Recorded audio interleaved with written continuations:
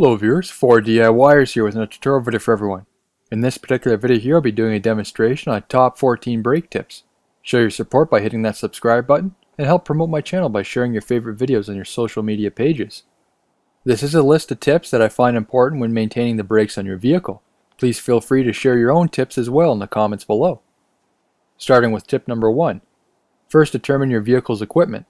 Is the vehicle equipped with ABS? What diameter are the rotors or drums? Thickness of the rotors, etc. Some vehicles such as this Ford Ranger were available in a variety of options, therefore this will depend on what type of replacement parts are required. This information can be sometimes found through the vehicle's VIN option list, contact a dealer, or simply inspect the vehicle yourself. Tip number 2. Inspect the braking surfaces. This will determine if the drums or rotors are required to be replaced or need to be turned on a brake lathe. The surface can become rusted, warped, cracked, scored, or galled. Replacing the pads or shoes and using them on a damaged braking surface will jeopardize their life expectancy, along with jeopardizing the braking performance. There will be a certain allowable thickness on drums or rotors, so there is enough material that can be turned down. If not, then they will need to be replaced. Moving on to tip number 3. While working on the brakes, this is a convenient time to check any suspension components. Suspension components not always have a given life expectancy, as this will depend on what type of roads are being driven on, quality of parts used, suspension design, etc. Inspect for any play, cracked or deteriorated boots and bushings, and any broken components. Tip number 4. First, crack the master cylinder reservoir, which will help reduce the chance of unwanted pressure buildup within the system. Then use a C-clamp or larger interlocking pliers to push back the piston in the caliper. This not only saves time from doing this after, but also makes disassembly much easier as the pads don't catch up on the rotor's lips if there is one. Tip number 5.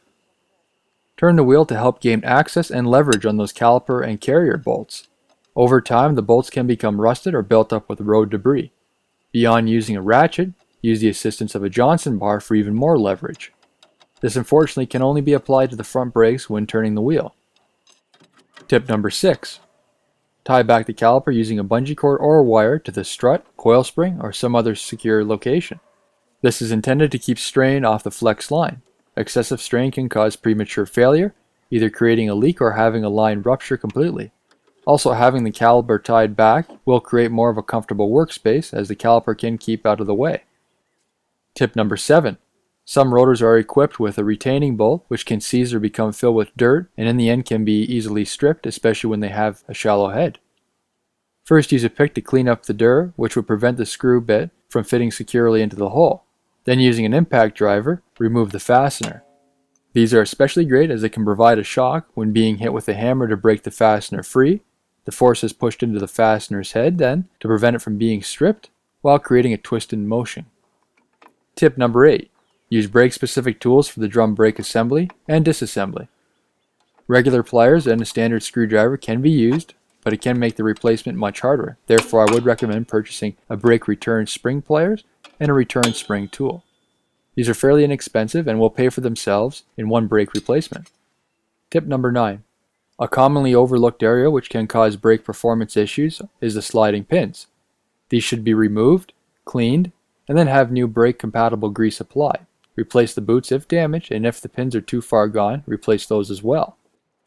Tip number 10. Clean up the locations where the brake pads sit if they are meant to sit in a slot. Another overlooked area, these can become rusty or fill with debris, creating an extremely tight fit and again causing brake performance issues. Use a file or a wire brush depending on the severity. Tip number 11. When working with drum brakes, clean up those automatic adjusters. These too can become filled with dirt or dust, preventing them from working correctly and causing brake performance issues.